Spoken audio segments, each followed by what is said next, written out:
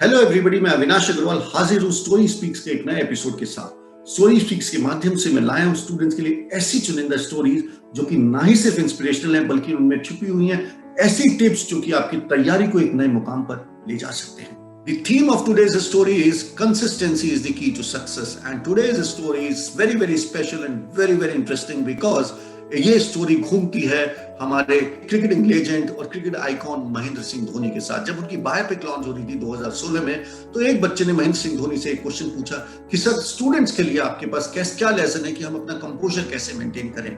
धोनी ने क्षण भर के लिए तो सोचा, फिर उन्होंने दो इंटरेस्टिंग बड़ी बातें शेयर की बच्चों के साथ। उन्होंने कहा जब वो 12th में पढ़ रहे थे, बोर्ड के एग्जाम्स काफी पास थे, तब उनके पास एक मैच की अपॉर्चुनिटी आई। वो मैच रांची के बाहर था, तो उनको समझ में नहीं आया कि मुझे जाना चाहिए नहीं जाना चाहिए। वो अपने फादर के पास गए, फादर से बोला मैच में खेलने जाना चाहता हूं, पर मैच रांची से बाहर है, आने जाने में 2 दिन वेस्ट हो जाएंगे, समझ में आ नहीं रहा कि क्या करूं, जाना चाहिए या नहीं जाना चाहिए। Daddy please advice.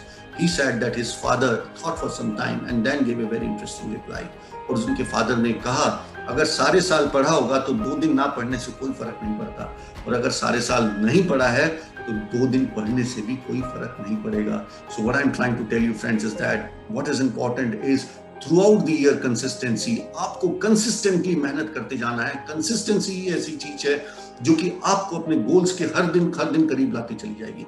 आगे जब महेंद्र सिंह धोनी से उसी इंटरव्यू में बात हुई तो उन्होंने एक बड़ी और इंटरेस्टिंग चीज कही। उन्होंने कहा कि उन्होंने क्रिकेट खेलना बहुत लेट शुरू किया, और उन्होंने कहा that cricket was his passion, cricket was his life. उन्होंने कहा कि जब भी मैंने क्रिकेट खेला, पूरी शिद्दत, पूरी ईमानदारी, पूरी जोश, जज्बे, ताकत और 100% कमिटमेंट के साथ खेला। और उन्होंने कहा कि जब भी मैं खेल रहा था, चाहे वो छोटे से छोटा स्कूल का मैच हो या डिस्ट्रिक्ट का मैच हो या स्टेट का मैच हो, मैंने पूरी ताकत लगाई, पर कभी ये नहीं सोचा कि मैं कभी इंडियन टीम में या ब्लू जर्सी मेरे को पहनने को मिलेगी या नहीं मिलेगी, मैं कभी भी इंडियन टीम में खेल पाऊंगा या नहीं पाऊंगा।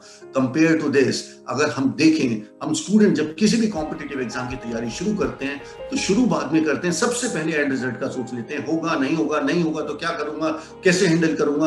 कहने का मतलब यह है कि जब भी हम किसी कॉम्पिटिटिव एग्जामिनेशन की तैयारी करें तो हमें आगे की नहीं सोचनी चाहिए, हमें प्रेजेंट मोमेंट में रहना चाहिए, हमें डेस्टिनेशन की नहीं सोचनी चाहिए, हमें जर्नी को एंजॉय करना। वो जो प्रोसेस है, वो जो तैयारी की जो प्रोसेस है, जो साल भर की या 2 साल की प्रोसेस है, उस प्रोसेस को एंजॉय करना चाहिए, क्योंकि जब तक हम उस प्रोसेस को एंजॉय नहीं करेंगे तब तक जो है हम अपनी तैयारी को एक नए लेवल पे या नए आयाम पे नहीं ले जाएंगे।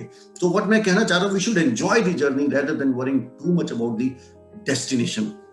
ऑल्सो किसी ने बिल्कुल माने ये आप एंजॉय भी तभी कर सकते हैं जब आप प्रेजेंट मोमेंट में, एंजॉय भी आप तभी कर सकते हैं जब आप प्रेजेंट मोमेंट में रहें। किसी ने बहुत ही सही और बहुत ही खूबसूरत कही है, yesterday is history, future is mystery, but today is a gift.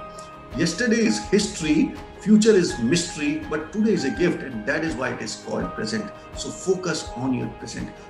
एक और बात मैं कहना चाहता हूं कि जैसे महेंद्र सिंह धोनी ने बहुत लेट खेलना शुरू किया और उन्होंने एक तरीके से जीरो से शुरुआत की, खास तौर से जब आप कॉम्पिटिटिव एग्जाम की तैयारी करते हैं तो ये बहुत ही लंबी जर्नी है, बहुत ही पेशेंस के साथ आपको इसकी तैयारी को करना है। और इस जर्नी में बहुत सारे टफ मोमेंट्स आते हैं, खास तौर से तैयारी की जब हम शुरुआत करते हैं तो बड़ा ही टफ फेज होता है, क्योंकि आप मेहनत करे जा रहे हैं, इनपुट डाल रहे हैं, पर आउटपुट रिफ्लेक्ट नहीं हो रहा है। तो जब ये शुरू का फेज है तो इसमें आपको जो है बिना आउटपुट की चिंता करे हुए प्रोसेस को एंजॉय करना है।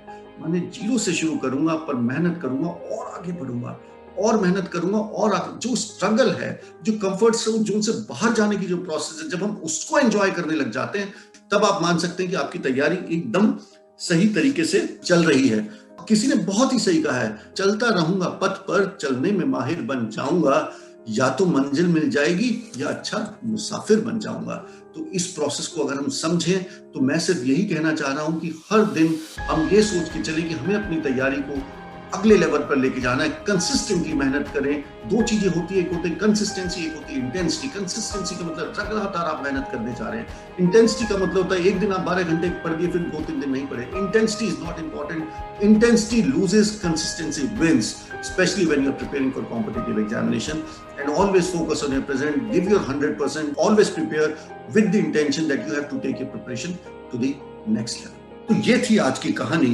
मिलते हैं नए एपिसोड में नई कहानी के साथ। और हाँ, अगर आप किसी टॉपिक पर कोई कहानी चाहते हैं या आप अपनी प्रिपरेशन के अंदर कोई प्रॉब्लम या समस्या फेस कर रहे हैं तो कमेंट बॉक्स पर अपनी रिक्वेस्ट भेज सकते हैं, उसको हम अगले एपिसोड में एड्रेस करने की पूरी कोशिश करेंगे। Before I go, I would like to tell you about my book Topper Study Hack. This book is useful for students who are preparing for JEE, NEET and board examination.